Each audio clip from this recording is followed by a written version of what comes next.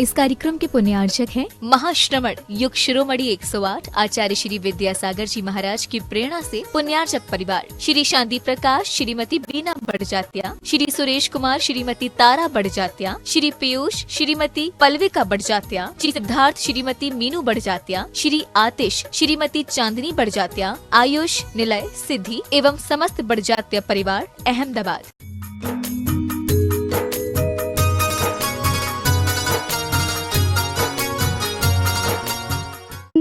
कि जैसे मंदिर में लो दिए की छिपा लो यूं मन में भक्ति मेरी, कि जैसे मंदिर में लो दिए की तुम अपनी चरणों में रख लो मुझको, तुम्हारे चरणों की धूल हूँ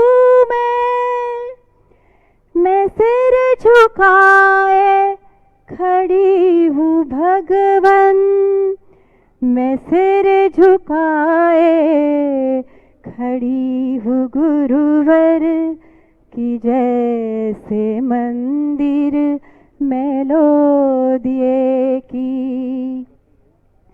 ये सच है जीना था पाप तुम बिन, ये पाप मैंने किया था अब तक, मगर हृदय में छवि तुम्हारी, मगर हृदय में छवि तुम्हारी, कि जैसे मंदिर में लो दिए की।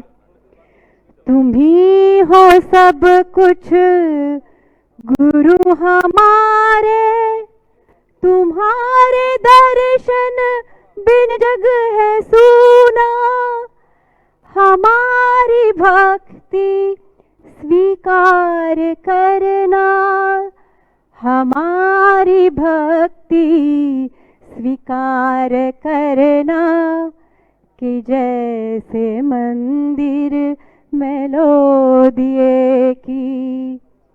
तुम्ही से सीखा है हमने जीना, तुम्हारी आज्ञा में अब है दुनिया, सदा तुम्हारे चरणों में नत मन, सदा तुम्हारे चरणों में नत मन, कि जैसे मंदिर में लो दिए की, कि जैसे मंदिर में लो दिए की। नमोस्तु गुरुवर, नमोस्तु नमोस्तु नमोस्तु। साथ ही साथ श्रीमती शकुंतला जी से निवेदन, राजस्थान से पधारी हैं अंचल अध्यक्ष महिला समूह की। नमस्ते गुरु। मुनिवरम गुरुवरम प्रार्थनम पूज्यतम, मुनिवरम गुरुवरम प्रार्थनम पूज्यतम, चरणनम वंदनम मुनिवरम साधुनम, चरणनम वंदनम मुनिवरम साधुनम। कौन कहता है गुरुदेव आते नहीं, कौन कहता है गुरुदेव आते नहीं, दिल की गहराइयों से बुलाते नहीं, दिल की गहराइयों से बुलाते नहीं। कौन कहता है मंत्रों में शक्ति नहीं, कौन कहता है मंत्रों में शक्ति नहीं, पहले जैसी किसी में ना भक्ति रही, पहले जैसी किसी में ना भक्ति रही। मुनिवरम गुरुवरम प्रार्थनम पूज्यतम, पुथनम चरणनम वंदनम गुरुवरम। जय जी। नमस्ते भगवान। जी, बोलिए संत शिरोमणि आचार्य गुरुवर विद्यासागर जी महामुनिराज की 23 जनवरी से 30 जनवरी तक जो आयोजित प्रतियोगिता है वतन की कमान, आज उस वतन की कमान प्रतियोगिता का अंतिम दिन है। और मैं इसके पहले भी पुण्यार्जक जो उसका सौभाग्य मिला है उनके नामों की घोषणा कर चुका हूं। मैं एक बार फिर से बताना चाहूंगा जो इस पुण्यार्जक बनने का जिन्होंने सौभाग्य प्राप्त किया है, प्रदीप, मंजू जी, अंकुश जी, आरुष, गोधा परिवार गुवाहाटी, साथ ही साथ आशीष साकरा रायपुर छत्तीसगढ़ से, संदीप, संजू गणेशगंज शहपुरा मध्य प्रदेश से। और आज 30 तारीख अंतिम दिन, भाग लें और आप बिना पुस्तक खरीदे, बिना पुस्तक पढ़े, और 175 प्रश्न उसमें जो पूछे जाते हैं जिसमें 4-4 विकल्प होते हैं और चारों विकल्प में से सामान्य तौर पे जीके के जो जनरल नॉलेज के जो क्वेश्चन आंसर्स होते हैं, सामान्य तौर पे उसके क्वेश्चन आंसर आपको उसके आंसर देने होते हैं, उसके उत्तर देने होते हैं, जिसके लिए आपको पूरी पुस्तक पढ़ने की जरूरत भी नहीं है। बट अगर ऐसा है सिर्फ वो 175 प्रश्नों का उत्तर देने से ही आपको पूरी पुस्तक मात्र का ज्ञान हो जाएगा। मगर कहते हैं ना कि अगर वो पुस्तक पढ़ो तो उस पे सोने पे सुहागा हो जाता है। तो वतन की कमान प्रतियोगिता का अंतिम दिन, अंतिम अवसर, गुरुदेव की भावना के स्वरूप यह कार्य मैं आप तक निवेदन करता हूं कि गुरुदेव की भावना स्वरूप यह जो वतन की कमान प्रतियोगिता है, आप जरूर इसमें अंतिम दिन, अंतिम अवसर में जरूर हिस्सा लें। और आज के प्रथम शासदानकर्ता परिवार जो है डॉक्टर सुभाष जी से निवेदन है आए और शासदान करने का अवसर प्राप्त करते जी। साथ ही साथ श्रीमती मोनिका जी से भी निवेदन है आए और शासदान, प्रथम शासदान करने का सौभाग्य प्राप्त करें। जिन वाणी जग मैया जन्म दुख मेट दो जिन। साथ ही साथ डॉक्टर सुभाष जी जिनको कल गुरुदेव के पड़गाहन का सौभाग्य मिला था, एक बार सभी इनके तालियां बजा के अनुमोदना करते चलें। साथ ही साथ दिल्ली से पधारे योगेश जैन परिवार, सानवी सिंघई, रोमित शशि जैन, रुचिका सिंघई, धैर्य जैन, ध्वनि जैन, संगीता जैन, विकास जैन, अनीता जैन, अनुज जैन, अनमोल जैन और अनन्या जैन, जिन्होंने 5 ग्राम सोने की अंगूठी के साथ ही साथ 200 ग्राम चांदी की भी घोषणा इस तीर्थ के निर्माण कार्य में की है। सभी तालियां बजा के अनुमोदना करते हैं चलें और आप आए और गुरुदेव के चरणों में सासदान करने का सौभाग्य प्राप्त करें। जन्म दुख मेट दो, मरण दुख मेट दो, जन्म दुख मेट दो, मरण दुख मेट दो, जिन वाणी जग मैया जन्म दुख में। हमको प्रतिदिन गुरुदेव की पूजन करने का सौभाग्य प्राप्त होता है, तो आए गुरुदेव की पूजन प्रारंभ करते हैं। बोलिए संत शिरोमणि आचार्य गुरु विद्यासागर जी महामुनिराज की, समस्त मुनि संघ की। मेरे चारों तीर्थ धाम आपके चरणों में, हे गुरुदेव प्रणाम आपके चरणों में। चारों तीर्थ धाम आपके चरणों में, हे गुरुदेव प्रणाम आपके चरणों में।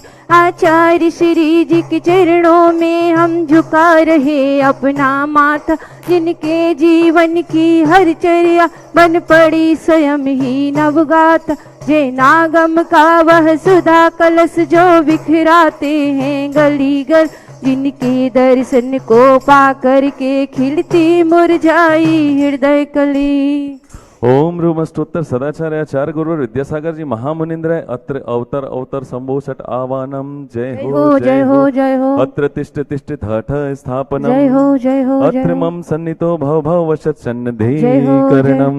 संसारिक विषयों में पढ़कर मैंने अपने को भरमाया, इस राग देश की वैतरणी से अब तक पार नहीं पाया।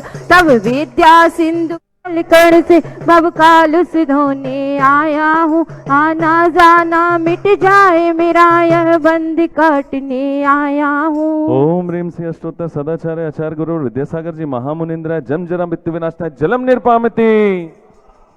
गुरुजी मैं तेरी पतंग हवा बिच उड़ती जाऊंगी, तुमने ना पकड़ी डोर मेरी तो मैं गिर जाऊंगी। हो गुरुजी मैं तेरी पतंग, क्रोध अनल में जल जल कर अपना सर्वस्व लुटाया है, निज शांति स्वरूप न जान सका जीवन भर इसे भुलाया है। चंदन सम शीतलता पाने अब शरण आपकी आया हूँ, संसार ताप मिट जाए मेरा चंदन वंदन को लाया हूँ। ओम ह्रीं श्रीम अष्टोत्तर सदाचार्य आचार्य गुरु और विद्यासागर जी महामुनिंद्राय संसार ताप विनाशनाय चंदनम निरपामते। तेरी कृपा से गुरुजी हो,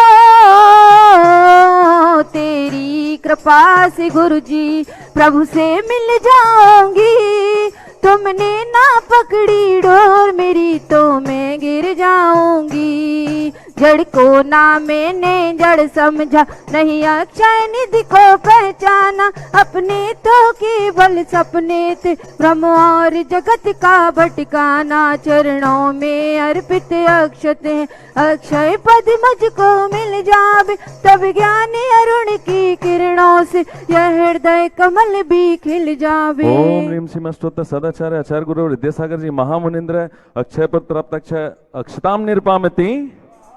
दुनिया से जो हारा तो आया तेरे द्वार, दुनिया से जो हारा तो आया तेरे द्वार, यहाँ से घर जो हारा कहाँ जाऊंगा सरकार, यहाँ से घर जो हारा कहाँ जाऊंगा सरकार। इन विषय भोग की मदिरा पी मैं बना सदा से मत वाला, तृष्णा को तृप्त करे जितनी उतनी बढ़ती इच्छा ज्वाला। में काम बाब विध्वंस है मन सुमन चढ़ाने आया हूँ, यह मदन विजेता बन न सके यह भाव हृदय में लाया हूँ। ओम ह्रीं श्रीम अष्टोत्तर सदाचार्य आचार्य गुरु विद्यासागर जी महामुनिंद्राय कान बाण व्यसनाय पुष्पम निरपामति।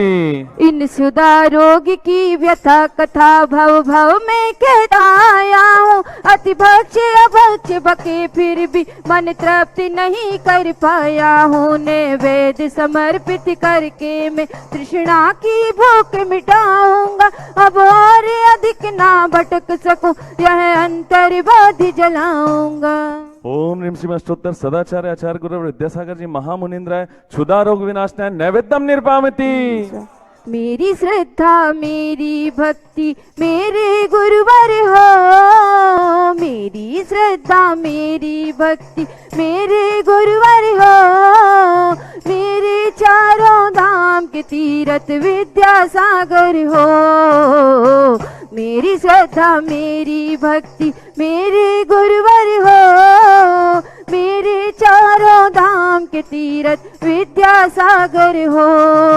मोह अंधकार से व्याकुल हो निज को नहीं मैंने पहचाना, मैं राग देश में लिप्त रहा इस हाथ रहा बस पछताना। यह दीप समर्पित है मुनिवर मेरा तम दूर भगा देना, तुम ज्ञान दीप की बाती से मम अंतर दीप जला देना। ओम ह्रीं श्रीम अष्टोत्तर सदाचार्य आचार्य गुरु विद्यासागर जी महामुनिंद्राय मोहांधकार विनाशनाय दीपम निरपामति।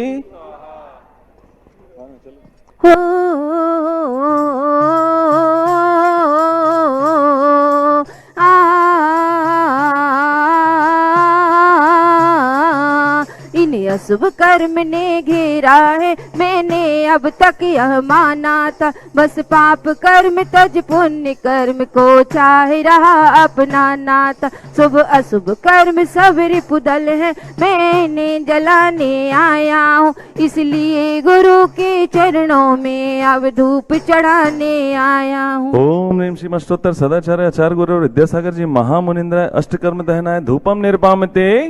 भोगों को इतना भोगा कि खुद को ही भोग बना डाला, साध्य और साधक का अंतर मैंने आज मिटा डाला। मैं चिदानंद में लीन रहूं पूजा का यह फल पाना है, पाना था जिसके द्वारा वह मिल बैठा मुझे ठिकाना है। ओम ह्रीम श्रीम अष्टोत्तर सदाचार्य आचार्य गुरु विद्यासागर जी महामुनिंद्राय मोक्ष फल प्राप्त है फलम निरपामति। जग के वैभव को पाकर मैं निस दिन कैसाल मस्त रहा, चारों गतियों की ठोकर को खाने में ही अभ्यस्त रहा। मैं हूँ स्वतंत्र ज्ञाता दृष्टा, मेरा पर से क्या नाता है, कैसे अनर्घ पद पा जाऊं यह भावना भाता हूँ। ह्रीम श्रीम अष्टोत्तर सदाचार्य आचार्य गुरु विद्यासागर जी महामुनिंद्राय अर्घम निरपामति। भावों की निर्मल सरिता में अवगाहन करने आया हूँ, सबका सारा दुख दर्द हरो यह अर्घ बैठने आया हूँ। हे तपो मूर्ति हे आराधक, हे योगीश्वर हे महासत, हे अरुण कामना देख सके युग युग तक आगामी बसन। ओम ह्रीम श्रीम अष्टोत्तर सदाचार्य आचार्य गुरु विद्यासागर जी महामुनिंद्राय जयमाला पूर्ण अर्घम निरपामति। हम सभी अपने दोनों हाथों को जोड़ ले, पूज्य निर्यापक मुनि श्री प्रसाद सागर जी महामुनिराज के चरणों में निवेदन करते हैं। मुनिराज अपने अमृतमय वाणी से हमें कृतार्थ करने की अनुकंपा करें। हे भगवान नमोस्तु नमोस्तु नमोस्तु। नमो अरिहंताणम नमो सिद्धाणम नमो आयर्याणम नमो उवज्झायाणम नमो लोये सभ्य साहूणम। डोंगरगढ़ के चंद्रपुर भगवान की, गुरु नाम गुरु आचार्य ज्ञान सागर जी महाराज की, मूक माटी रचयिता आचार्य परमेश्वरी गुरुदेव की, पूज्य निरापक मुनि श्री समय सागर जी, योग सागर जी, नियम सागर जी, सुधा सागर जी, समता सागर जी, अभय सागर जी महाराज की, मुनि श्री चंद्रपुर सागर जी व निरामय सागर जी महाराज की।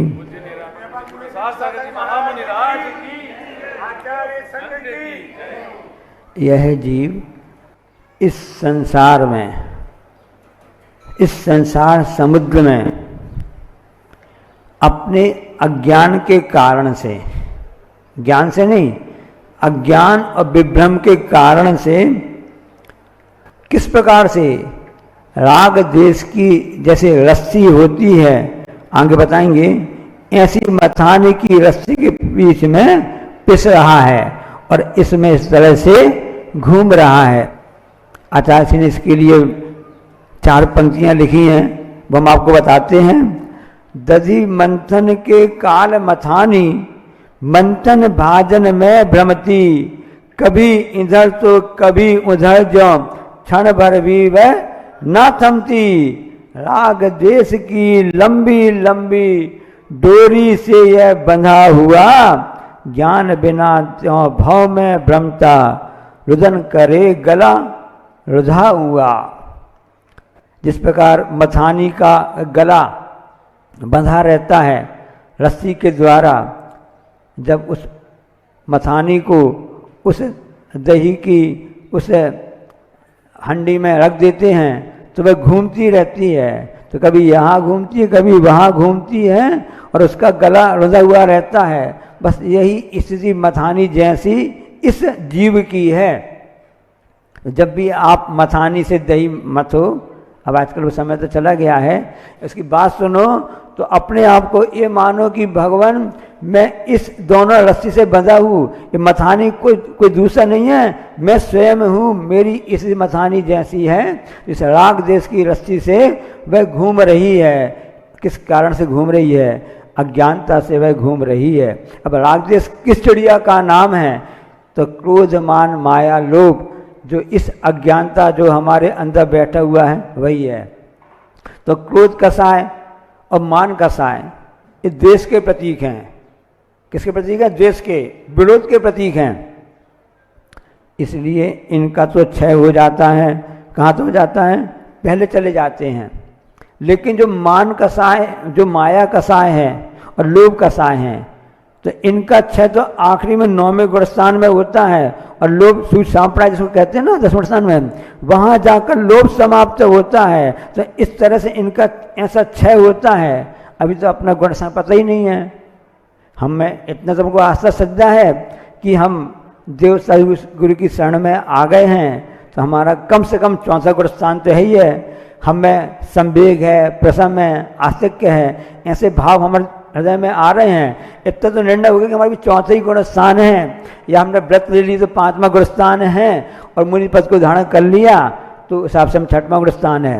ये अभी जितनी भी कसाएं हैं अभी गई नहीं हैं, इनका आखिरी 10वें गुण स्थान में समापन होता है।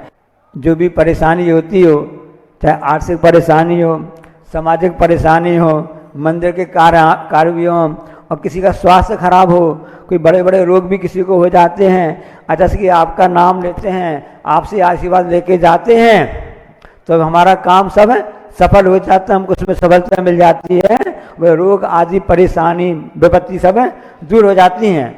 बात सही कि नहीं बताओ? अच्छा, आपने अनुभव तो किया होगा, सुना होगा, जाना होगा ना। तो उस व्यक्ति ने कहा, आचार्य श्री हम आपसे निवेदन करते हैं, जब आपके आशीर्वाद से सब लोग सब ठीक हो जाते हैं, तो आप अपना आशीर्वाद अपने लिए ही, समझ में आ गए? आप अपना आशीर्वाद अपने लिए आप ऐसा कर लें तो आपका स्वास्थ्य भी ठीक हो जाएगा, और हम लोग को अच्छे से पर्याप्त दर्शन, आपकी वाणी सुनने के लिए, आहार चर्या देखने के लिए, आहार देने के लिए खूब उत्साह से हम सबको मौका मिल जाएगा। इस ढंग से हम लोग को सबको लाभ मिल जाएगा। अब देखो ऐसा होता है, अच्छा महाराज जी के पास कोई भी प्रश्न करता है, कहते 20 किलो बस अलाउ है, इससे ज़्यादा सामान नहीं ले जा सकते हैं। उसके लिए तो आपके लिए हवाई दूसरा मार्ग है, या अलग से आपको व्यवस्था करनी पड़ती है, क्योंकि उसकी क्षमता सीमित रहती है।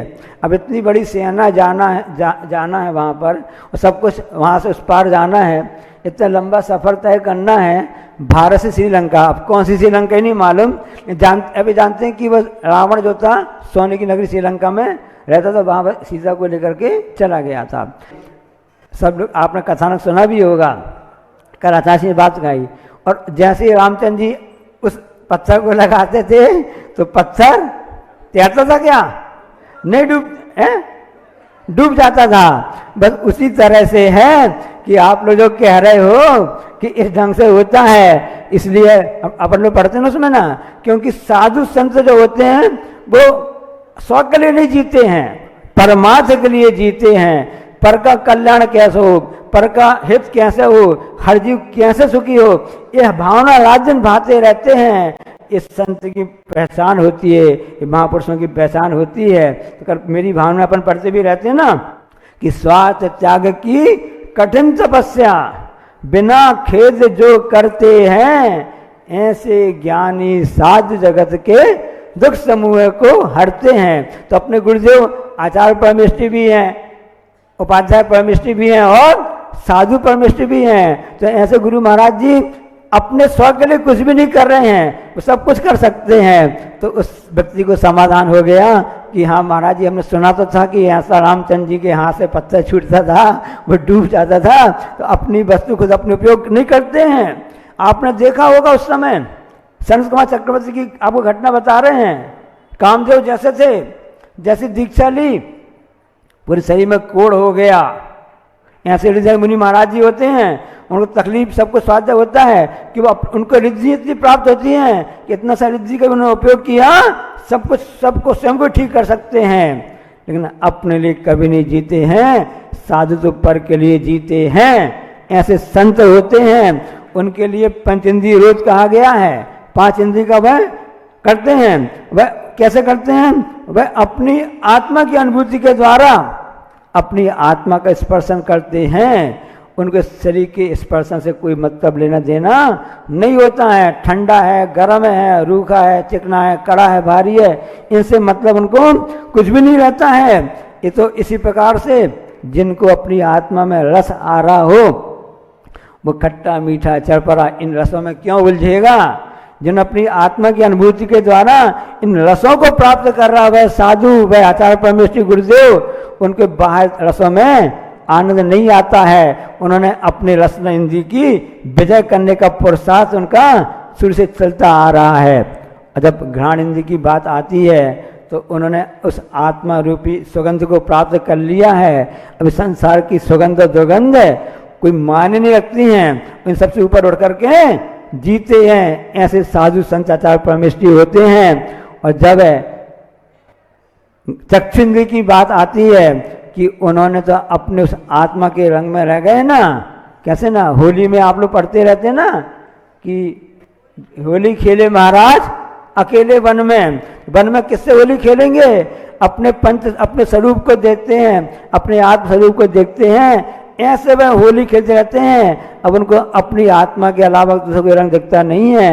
हम ही अज्ञानता से बहुरंगी देखते रहते हैं, कलर्ड। अब तो ब्लैक एंड व्हाइट अच्छा नहीं लगता है, हमको तो रंगीन चाहिए है, काला पीला नीला हरा सफेद चाहिए है। इन सब रंगों से ऊपर के उड़ के वह संत रहते हैं। और उसके बाद में जब अंतिम पांचवी इंद्री आती है, जिसको कहते हैं श्रोत इंद्री कहते रहते हैं ना, तो वह उनको अब अपने उसमें अपने सत्य का संगीत सुनाई देता है।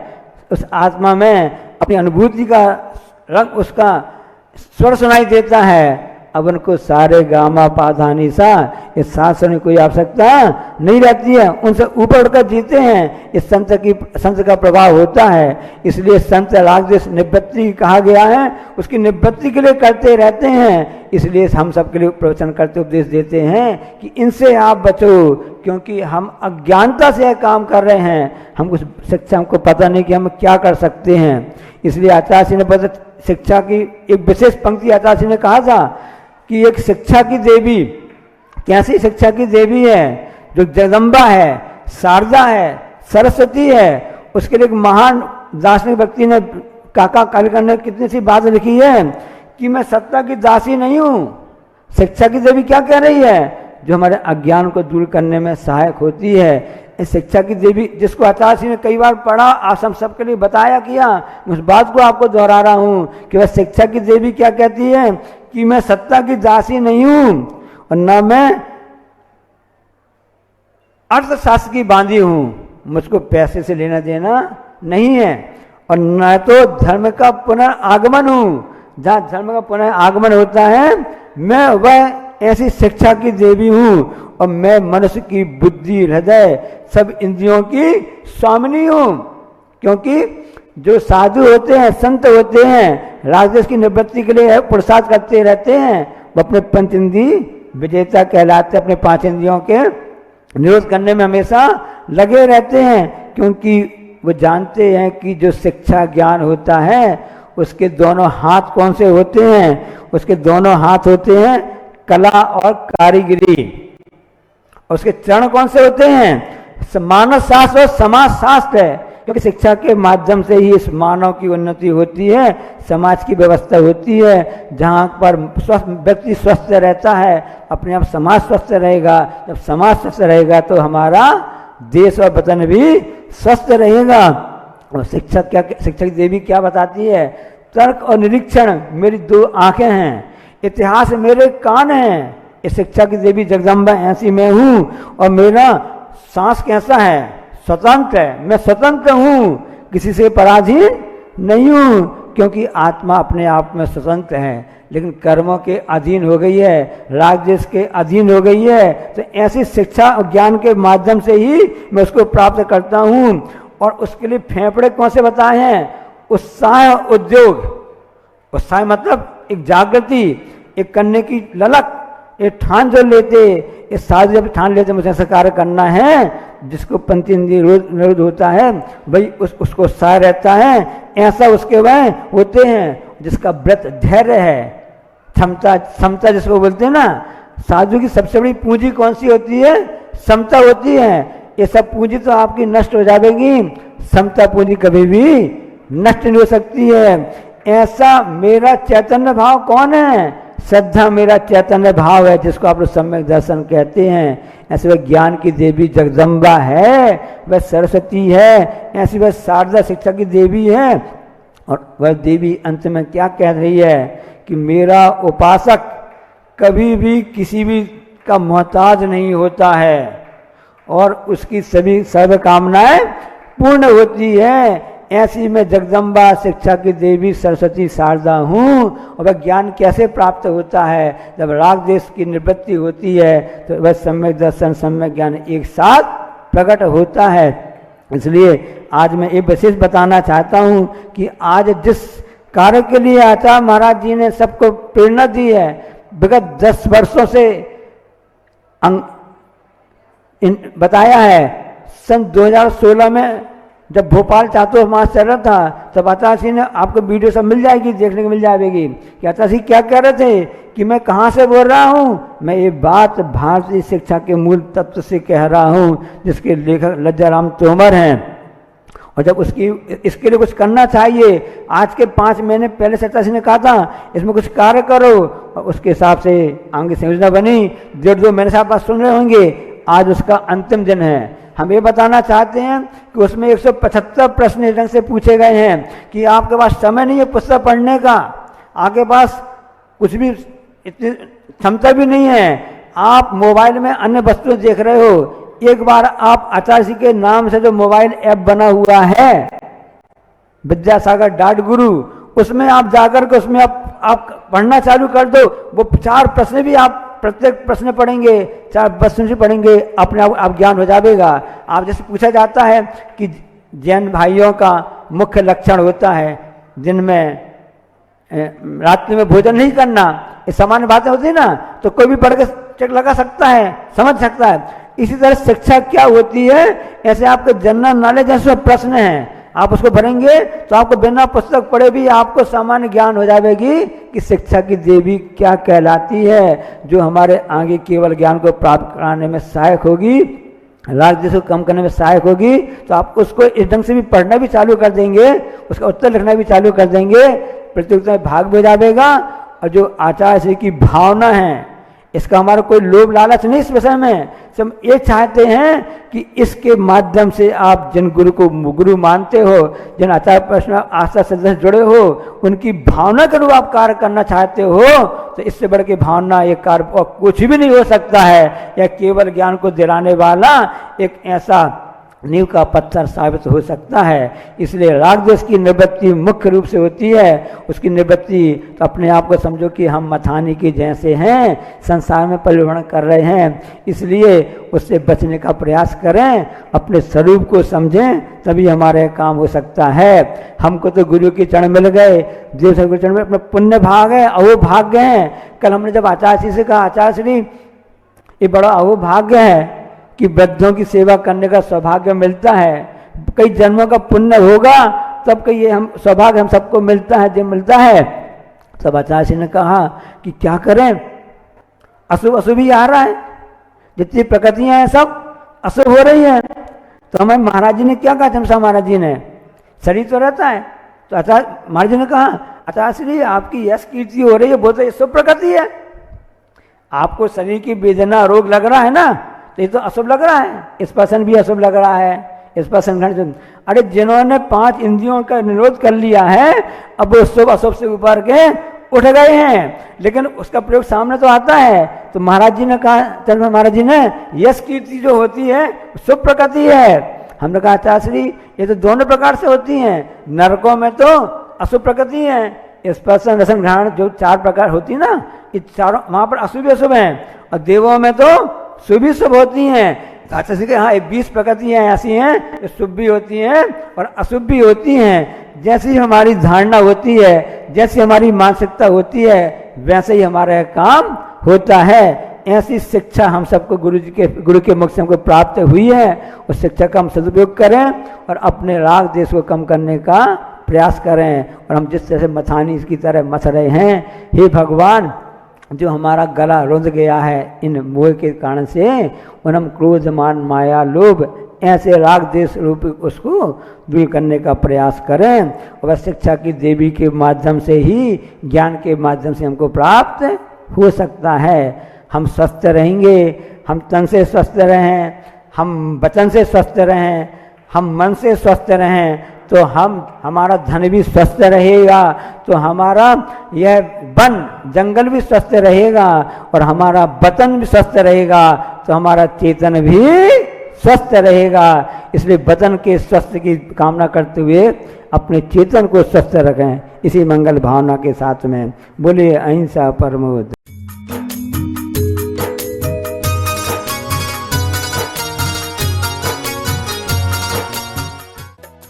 इस कार्यक्रम के पुण्यार्चक थे महाश्रमण युग शिरोमणि 108 आचार्य श्री विद्यासागर जी महाराज की प्रेरणा से पुण्यार्चक परिवार श्री शांति प्रकाश, श्रीमती बीना बड़जात्या, श्री सुरेश कुमार, श्रीमती तारा बड़जात्या, श्री पीयूष, श्रीमती पल्विका बड़जात्या, श्री सिद्धार्थ, श्रीमती मीनू बड़जात्या, श्री आतिश, श्रीमती चांदनी बड़जात्या, आयुष, निलय, सिद्धि एवं समस्त बड़जात्या परिवार अहमदाबाद।